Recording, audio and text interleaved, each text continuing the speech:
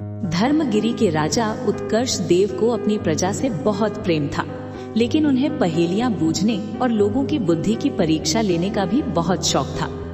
एक दिन दरबार में उन्होंने अपने सेनापति द्रोण की फिरकी लेने की सोची।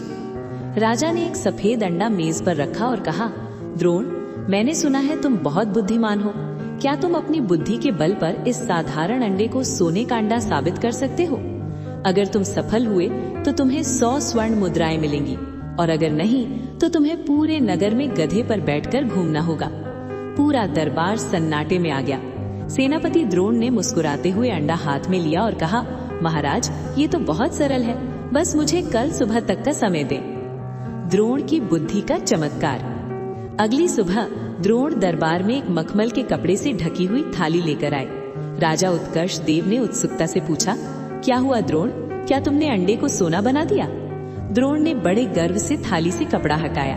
वहाँ वही सफेद अंडा रखा था। राजा जोर से हंसे और बोले, द्रोण, ये तो अब भी साधारण अंडा है।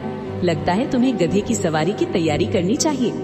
द्रोण ने शांत भाव से कहा, महाराज, जरा ठहरिए, इस अंडे के पास अपना कान ले जाइए, इसमें से भविष्य की आवाजें आ रही हैं। राजा ने जैसे ही अंडे के पास कान लगाया, द्रोण ने धीरे से कहा, महाराज, ये अंडा कह रहा है कि जो राजा अपनी बुद्धिमान सेना को गधे पर बिठाता है, उसका खजाना अपने आप खाली हो जाता है और पड़ोसी राज्य के राजा उस पर हंसते हैं।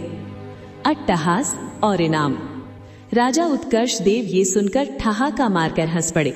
उन्हें समझ आ गया कि द्रोण ने अपनी बातों की चतुराई यानी बुद्धि से एक साधारण अंडे को उनके सम्मान और राज्य की गरिमा से जोड़कर अनमोल बना दिया है। राजा ने हंसते हुए कहा, द्रोण, तुम्हारी बातों में वाकई जादू है। तुमने साबित कर दिया कि असली सोना धातु में नहीं बल्कि इंसान की बुद्धि और हाजिर जवाबी में होता है।